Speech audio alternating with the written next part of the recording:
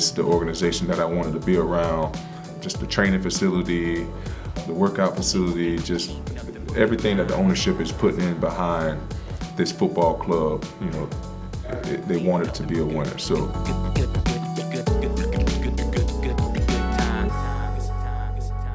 Welcome to another edition of Vikings at Home. I'm your host, Gabe Henderson. And as you can see, excitement is in the air as the 2021 season took another step towards reality with the beginning of free agency. Tonight, we're going to get you all caught up on what your Vikings accomplished during the first wave of free agency, which included bringing back a fan favorite personality, the one and only Stephen Weatherly.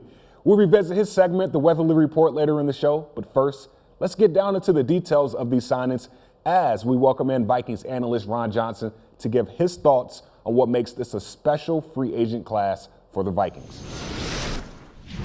Well, the Vikings have been willing and dealing in free agency this year, and to talk about some of those recent moves, I bring in Vikings analyst Ron Johnson, who's been on top of all of the Vikings offseason moves so far this year. And Ron, for starters, I know you're a former NFL wide receiver, so you've never really got along with defensive backs. But the Vikings, they made a big splash in free agency signing cornerback Patrick Peterson, 8-time Pro Bowler, perennial All-Pro. When you heard this news, exciting, well, surprising news at that, what was your initial reaction? Well, first, I want to say I'm a DB at heart. Like, I grew up a DB. My dad was a Super Bowl champion for the Pittsburgh Steelers as a cornerback. So I almost went to Penn State as a safety. So I do have a small part of my heart for defensive backs. But, you know, when you look at a guy like Patrick Peterson, man, I mean, he's a name that's been around for years. I mean, you look at the clip of Harrison Smith. How many Pro Bowls is this for you? Like 9? 8? Wow. How many years you played? Played in the Pro Bowl? No, in the league. Like 8 years. All Pro Bowls. Yeah. You know, you add a guy like that, one, you add a smart veteran, you add a guy that can play man if he has to. Mm-hmm. But if you look at what Mike Zimmer learned this past season, which taking 2 young corners and putting a defense together and try to keep them safe in certain coverages, I think Patrick Peterson is going to fit in well in that system. Hey, you talked about the Vikings and you talked about the Giants. Pat Peterson is a Viking now. We got a guy from the Giants in Dalvin Tomlinson. We all know the defensive line and the cornerback position go hand in hand. You get a good rush, the cornerbacks it's a little bit easier for the cornerbacks and vice versa. Dalvin Tomlinson, big guy from the New York Giants. When you heard about him, what was your initial reaction and what does he do for this Vikings defense? He's a beef eater. He's going to eat up space. He's going to require a guard and center double team. If you don't double team him, he can bull rush and just, you know, maybe not make the play, but create that second wave where the running back can't go right to the hole. He has to kind of bounce it. And when you have to bounce it, when you have a guy like Barr and Kendricks who run sideline to sideline better than any like linebackers I know right now, that is what they needed. You know, you didn't have that in the middle last year. You had a secondary line of scrimmage created on their side of the line last year. Mm-hmm. And then you just had guys coming in and out. It wasn't like, you know, Michael Pierce was supposed to be the name. And now you add Michael Pierce back and you add Tomlinson. You had 2 guys that are going to keep Eric Kendricks' jersey clean because he's going to be able to just roam around and guards aren't going to be able to double team and get to that second level. If you double team and go to that second level, now Tomlinson can go. And I think that just adds another piece of havoc where you're forcing 3rd and long. And we know Mike Zimmer in 3rd and long is one of the best defensive coordinators when it comes to 3rd and 7+. Mm-hmm. And we didn't have that last year. So that's the key is when you can get back into those 3rd and 7+ a lot in the games, then you can actually force a punt and give Kirk Cousins the ball back. You talk about the linebackers, Eric Kendricks, Anthony Barr, they're both back. Todd Davis, Eric Wilson, they're not back. So what the Vikings did, they signed Nick Vigil in free agency. What do you think a signing like that means for this linebacker unit? I think it adds depth, and that's what I think they're just trying to do. You're trying to get a guy in to add depth. We know Kendricks and Barr are the 2 guys. I honestly think in training camp, you know, Nick and whoever else they draft is going to kind of be an Eric Wilson situation. I think they're going to come up with a guy that's either undrafted because, again, there's going to be a lot of undrafted talent out there because there was no combine. There wasn't a lot of, like, in-person stuff going on this year where you could fly guys in. You can go out to, you know, different combines, different games. all that stuff this year didn't really happen. And so you're going to have a lot of guys fall through the cracks and drop to that 5th, 6th, 7th round who are actually pretty good, where normally you would see them at the combine and then you'd be like, oh, yeah, that's my guy. Look at that body. Look how he runs. Look how he moves. Watch him in a different bowl game maybe, because a lot of teams opted out of bowl games in college football. So there's going to be a lot of Mike Zimmer's going to have to put that, him and Spielman are going to have to put that smart hat on and say, who's out there? But I think, when you add a guy early in free agency at linebacker, what you do is you just create that necessary check mark. Okay, we got our guy there. We'll pencil him in for now, but then let's see. Training camp comes up, and I think we're going to have it's going to be a real competition. And normally I don't think we talk about the linebackers for competition. It's been so set for the last 3 to 4 years, and now we actually get a linebacker competition. I want to go back to the defensive side of the ball, the defensive line, and it's going to be some competition there, especially at the opposite defensive end. Let's say Danielle Hunter is back 100% healthy. The other side of the line, you re-sign a guy like Stephen Weatherly, who's going to compete with DJ Wanham and some of those other guys. What do you think a guy like Stephen Weatherly means for that position battle?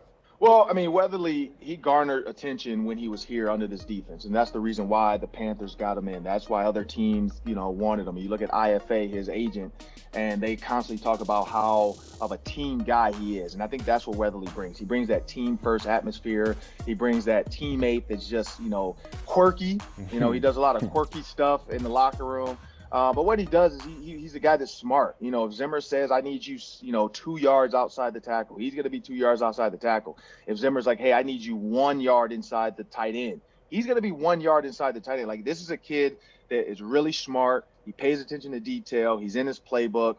And so he's going to be that immediate. I think, again, he's a pencil-in guy. You're going to have Danielle and you're going to have Stephen Weatherly, and then you're going to go from there. I think DJ Wanham's going to learn a lot from Weatherly. We saw what DJ Wanham did last year.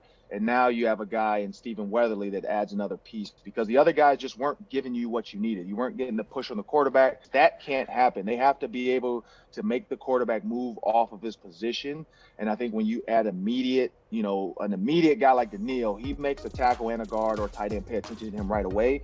That frees up that other side of the line. And honestly, I think, the D tackles are going to give us more push on the quarterback than we're assuming right now. Yes, they're run stoppers, but if they get single, I look for them to just bull rush, because they don't have a lane assignment. It's just like, this is your area, go. And I'll be interested to see, because you look at what Linval Joseph did when he was singled, and he created havoc. So it could be fun with those two guys in there. I feel like you're in Florida right now, so I'm a little jealous. But oh yeah, down in Disney, Florida, Orlando, Florida. We're about to go to SeaWorld, check out Shamu. So hey, if Shamu can play the 3 technique, I mean, I'll talk to him and see if he can play. But yeah, go check out Shamu. We did Disney the other day, so it's a fun little trip. Man, appreciate your time. Have fun down there. Stay safe. Thank you. Once again, thanks to Ron Johnson for stopping by. As mentioned, Stephen Weatherly has made his return to Minnesota, and with that, he brings one of the most unique personalities in all of sports. During his first tour with the Vikings, Stephen hosted the Weatherly Report, a 5-part mini-series in which Stephen explored what life after football could be like for him, trying out various crafts and occupations. And with that said, let's take a look at one of those fan-favorite episodes where Stephen visited Sweet Martha's Cookie Jar at the Minnesota State Fair to see if being a baker could be his post-football passion.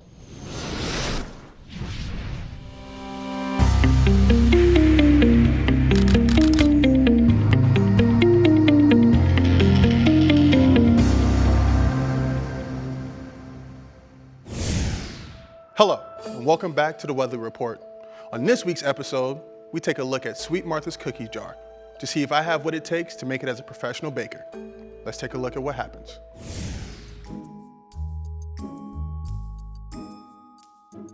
Before I began my work at Sweet Martha's, it was imperative that I look the part. And then we have a hat. 3 eggs?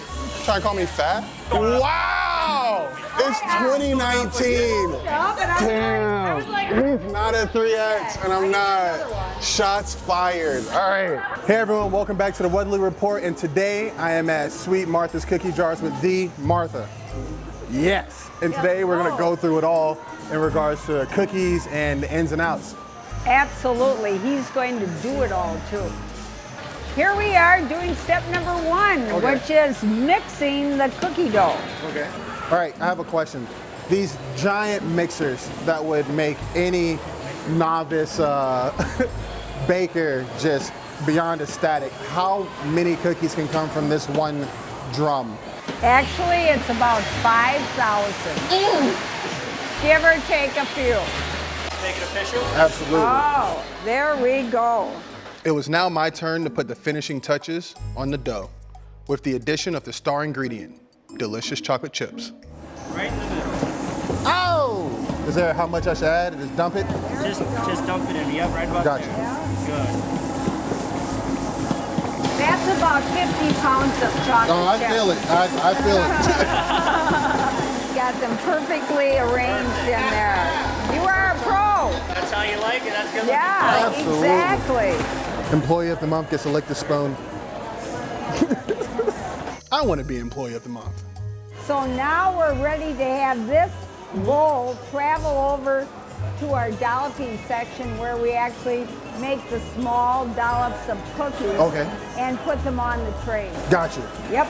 So now he's an official mixer of Sweet Martha's cookie jar.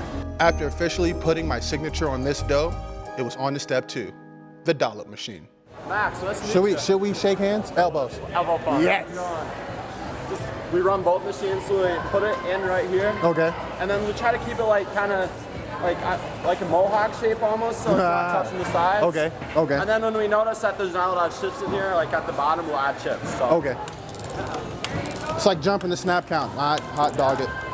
I found it fascinating how each machine and employee was so specialized and different, yet worked seamlessly in unison. It reminded me a lot of what we do on Sundays. I began to worry if my body would make it through the entire session. Ooh, my lower back. Does this hurt? Your lower back? Oh, right? Was I gonna be the cookie that crumbled? The next step in my journey to cookie stardom was to put my creation in the largest oven I'd ever seen in my life. We're gonna open the oven and we're gonna put the rack in the oven. The whole thing goes in. The whole thing Okay, goes in the got oven, you, got you. And then close the oven and you'll set the timer and it'll bake for 11 minutes. Got you. So this is the oven. Okay. Yep. Ooh, that's Okay, so the hot. last thing you do is slide it in just a little farther like this, and then that goes down like that. Okay. Now shut your oven. That thing hot. Now hit the timer button down here. Uh-huh. Timer, yep. Hit 11, 1, and then hit start. Done.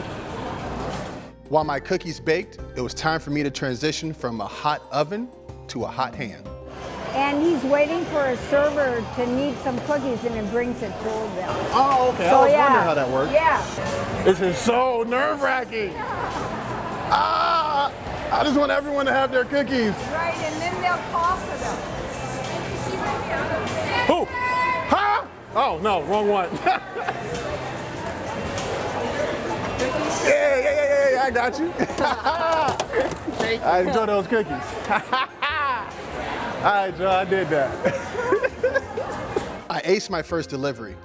Beaming with confidence, I felt I could continue this hot streak. You can do a few more of those, or Okay, I'm down. No, I'm with it. I was wrong. This position quickly went from dream to nightmare. Yes! Someone said it. This is intense. Huh?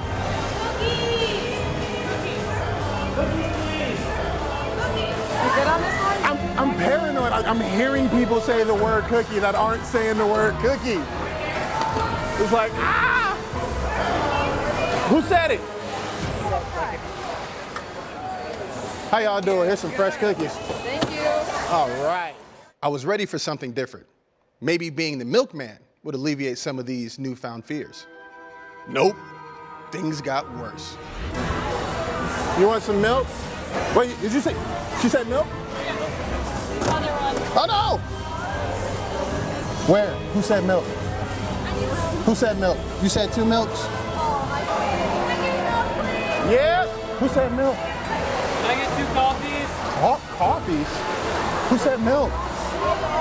Oh, thank you. You said coffee.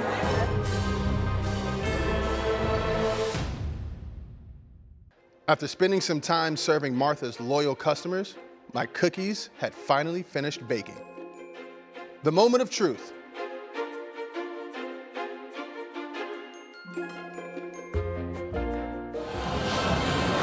This is real cookie. That's really good cookie. Really good. Thank you so much for having me out today and giving me a peek behind the curtain from mixing the ingredients and then cutting them into the precise shapes, putting them in the oven, watching them spin, dealing with the frontline fire of the cookies to the milks to the taking the orders and fulfilling them. Thank you so much for an awesome day. Oh, and you were amazing. You Thank just went right in there and knew exactly what to do. You're a pro. Thank you. Thank you.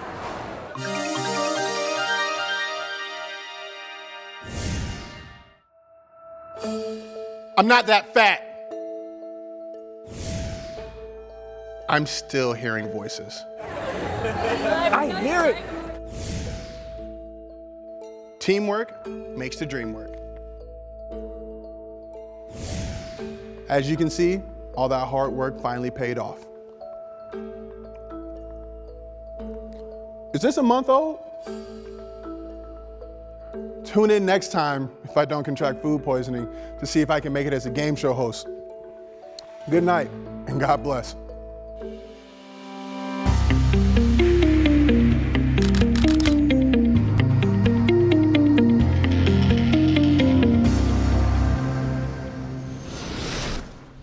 If we're lucky, maybe we'll see some new episodes of the Weatherly Report in 2021. But that will be all for this edition of Vikings at Home. We will be back, though, before you know it, so mark your calendars for April 8th when we debut our next episode of Vikings at Home. In the meantime, stay tuned to Vikings.com and all of our social channels for the latest free agency and draft preview news. Until then, see you guys next time.